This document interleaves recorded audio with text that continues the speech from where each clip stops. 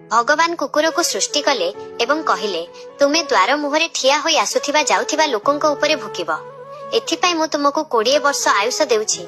किंतु कुकुर कहिला प्रभु केवल भुकिबा पई एते वर्ष मते केवल 10 वर्ष दरकार। द्वितीय दिन भगवान मांकड़ को सृष्टि कले एवं कहिले तुमे लोकंकर मनोरंजन करिवो, नाना प्रकार खेल देखाइबो एवं समस्तंकु हसाइबो। एथिपाई मु तुमको मध्य 20 वर्ष आयुष देउछि। मांकड़ कहिला 20 वर्ष जाए डियाकुदा कले तो मु मरिजिबि।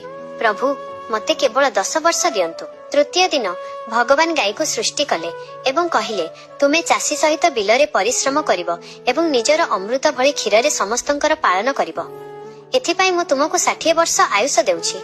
गाई कहिला एहा तो बहुत कष्टकर जीवन प्रभु, मते आपण केवल 20 वर्ष दियंतु। चतुर्थ दिन भगवान मनीष को सृष्टि कले एवं कहिले जाओ खेलकूद कर, विवाह कर, आनंद कर एवं परमात्मा को प्राप्त